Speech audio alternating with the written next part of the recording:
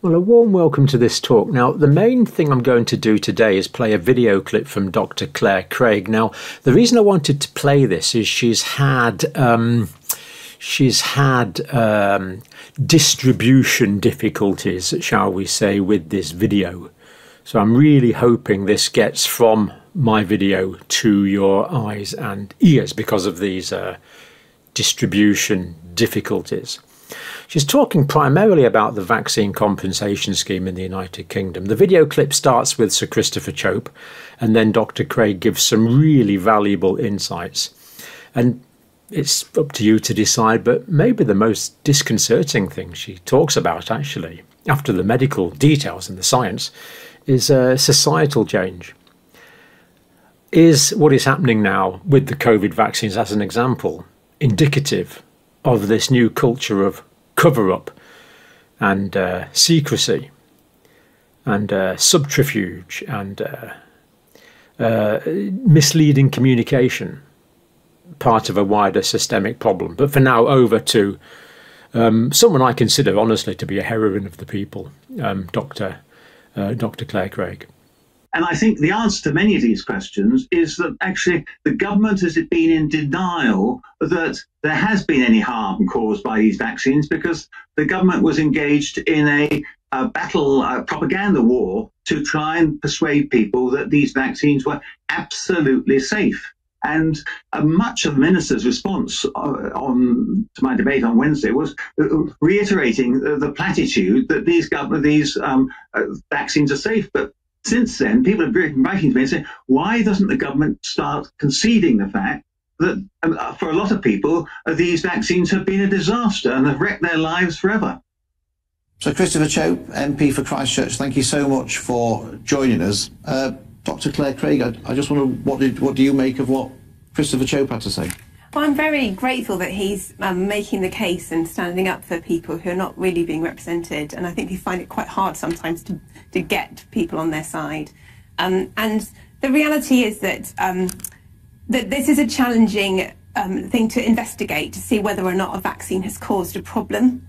And there are sort of two types of injury, really. There's the injuries where there's something that's very, very rare in the background population and very, very characteristic. And so when it does occur, you can be pretty convinced it was the vaccine that caused it.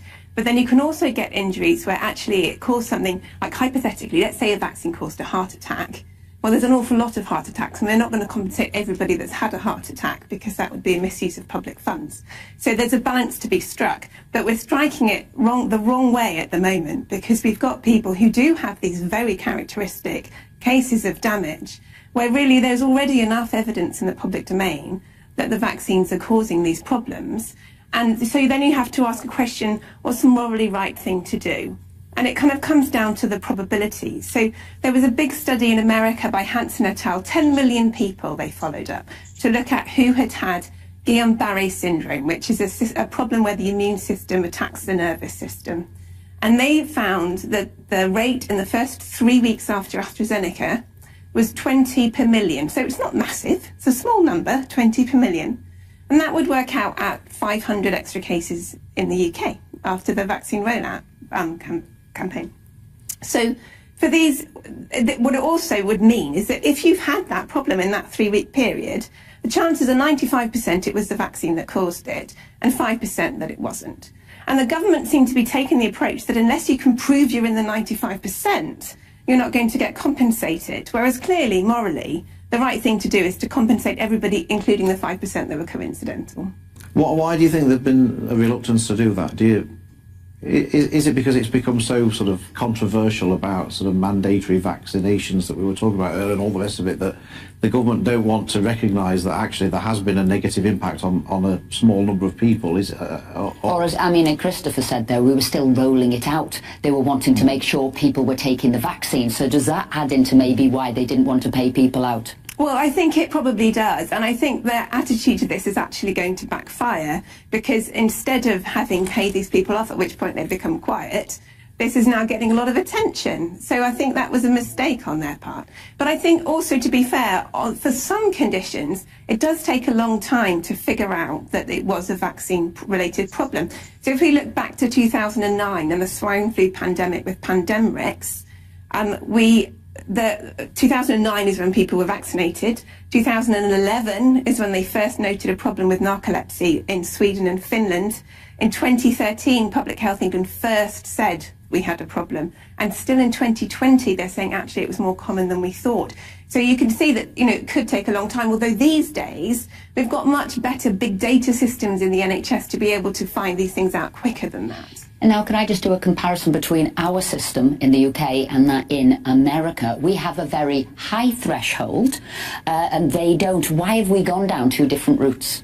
Well, I think that's a really interesting question. There were quite a few differences. So in America, they take, there's a sort of tax on vaccines, if you like. There's a certain amount of money put into the pot for every vaccine given, which is then used for damage payments. And the way that these things are handled is almost a sort of no-fault system. If you've got the problem, they believe you as a baseline. And they pay out on the basis of lost earnings and of the cost of care, whereas we've got this flat rate scheme that really doesn't necessarily cover that at all.